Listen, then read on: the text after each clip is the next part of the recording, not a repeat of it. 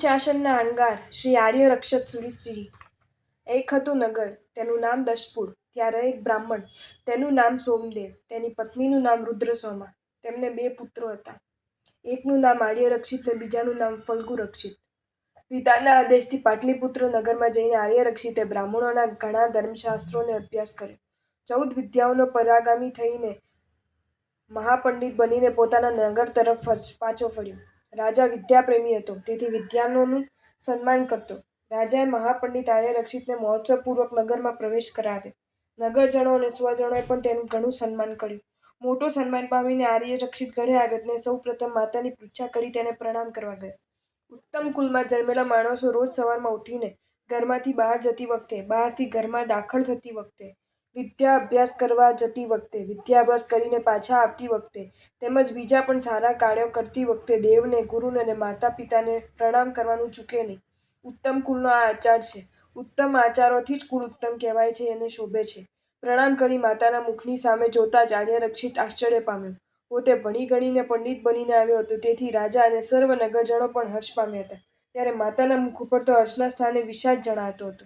આર્ય રક્ષિત માતાને પૂછે છે કે હે માતા, આજે તો બીજા બધા કરતાં તને વિશેષ આનંદ હોવો જોઈએ, તેને બદલે શામાં વિષાદ કેમ?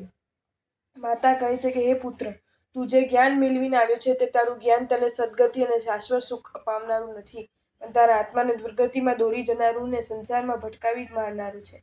એવા જ્ઞાન દ્વારા મેળવેલી તારી પંડિતાઈથી જ્ઞાન લોકો હર્ષ પામે એ બનવા જોગ છે, પણ તારી આ માતા હર્ષ પામે એ બનવા જોગ નથી. તો હે માતા કહે કે હું શું ભણું તો તને હોશ થાય? હે પુત્ર, જો તું તારા આત્માને સદગતિમાં લઈ જનાર ને સંસારનો અંત લાવનાર એવા દૃષ્ટિવાદ જૈન સાધુ પાસે જઈને ભણે તો જ મને હર્ષ થાય. આર્ય રક્ષિત વિચાર કરે છે કે જે માતા મારું આવું હિત ઈચ્છનારી છે તેને હર્ષ પમાડવાની મારી પવિત્ર ફરજ છે. પણ મેં જે જ્ઞાન મેળવ્યું છે તે જ્ઞાન જો મારા આત્માનું કલ્યાણ ઈચ્છનારી મારી માતાને જ હર્ષ પમાડનારું ન બનતું હોય તો એવા જ્ઞાનની કિંમત જ શી છે? આમ આર્ય રક્ષિતે પોતાની ઉત્તમતાને છાજે એવો સુંદર વિચાર કર્યો. માતાના આશીર્વાદ મેળવ્યા અને તેના જ કહેવા પ્રમાણે ઇક્ષુવનમાં રહેલા તોસલીપુત્ર નામના આચાર્યની પાસે દ્રષ્ટિબાળ ભણવા જવા માટે નીકળ્યા કે તરત જ હાથમાં શેરડીના સાડા 9 સાંઠા લઈને પોતાને તેની ભેટ આપવા આવી રહેલા પોતાના પિતાને મિત્ર સામા મળ્યા. તેને શુભ માની આર્ય રક્ષિતે આગળ પ્રયાણ કર્યું. તોસલીપુત્ર આચાર્યની પાસે પહોંચ્યો અને તેમને પોતાની દ્રષ્ટિબાળ ભણવાની ઈચ્છા જણાવી. દ્રષ્ટિબાળ ભણવા હોય તો દીક્ષા લેવી પડે. દ્રષ્ટિબાળ ભણવાનો અધિકાર તો સાધુઓને જ છે. આમ તોસલીપુત્ર આચાર્યના કહેવાથી આર્ય રક્ષિતે તેમની પાસે દીક્ષા લીધી, કારણ કે એણે તો કોઈ પણ ઉપાય દ્રષ્ટિબાળ ભણવો જ હતો. દીક્ષા લઈ આર્ય રક્ષિત મુનિ 9 પુર સુધી ભણી ગયા અને 10મા પુરનો અભ્યાસ શરૂ કર્યો.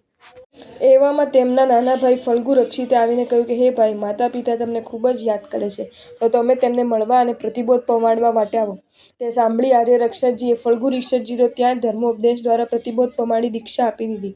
પછી ગુરુની આજ્ઞા લઈ ફલ્ગુ રક્ષિત મુનિ સાથે વિહાર કરી પોતાના ગામ આવ્યા અને ધર્મોપદેશ આપી આખા કુટુંબને પ્રતિબોધ પમાડ્યો. બીજા બધાએ તો દીક્ષા લીધી, પણ તેમના પિતા સોમદેવે સાધુ વેશ પહેરવાની લજ્જા આવવાથી દીક્ષા લીધી નહીં. આમ છતાં સ્નેહના વશથી તેઓ ગ્રસ્ત વેશમાં પણ આર્ય રક્ષિતજીની સાથે જ વિચરવા લાગ્યા. પછી અવસર જોઈ આર્ય રક્ષકજીએ તેમને ઘણું સમજાવ્યા ત્યારે જનોઈ, કમંડલ, માથે છત્ર અને 2 વસ્ત્ર આટલું રાખવાની છૂટ સાથે તેમને દીક્ષા લીધી. પણ આર્ય રક્ષકજીએ તો યુક્તિપૂર્વક તે બધી વસ્તુઓનો પણ અંતે ત્યાગ કરાવ્યો અને શુદ્ધ સાધુ વેશ અંગીકાર કરાવ્યો.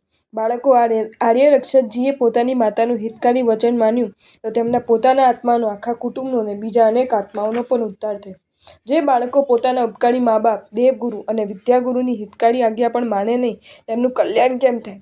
સંસારના રસિયા જગતના મા-બાપ દીકરાના દેહની, તેના માટે વહુની અને સંસારના સુખ સાહિબીની જ ચિંતા કરનારાઓ છે, પણ જૈન મા-બાપને તો જગતથી ન્યારા ને નિરાલા જ હોય છે. તેઓ તો પોતાના સંતાનોના આત્માની જ વિશેષ પ્રકારે ચિંતા કરનારા હોય છે, જેની રાખ થવાની છે એવા શરીરને નહીં પણ અંદર બેઠેલા આત્માને જ જોનારા હોય છે. સારાંશ એ છે કે જૈન શાસનને પામેલી માતા કેવી હોય અને એવી માતાના પુત્રો પણ કેવા હોય તેના એ 2 ઉત્તમ ઉદાહરણ છે. આજના મા-બાપોએ અને સુપુત્રોએ આ સંપ્રતિ મહારાજની માતા અને આર્ય રક્ષકજીની માતાના જીવનમાંથી જરૂર કંઈક બોધ લેવા જોઈએ છે. જો તમને આ વિડીયો ગમ્યો હોય તો આ વિડીયોને લાઈક કરો અને શેર કરો અને આવા જ નવા વિડીયો જોવા માટે જૈન ફેક્ટ્સ એન્ડ સ્ટોરીઝની ચેનલને સબસ્ક્રાઈબ કરો. ધન્યવાદ.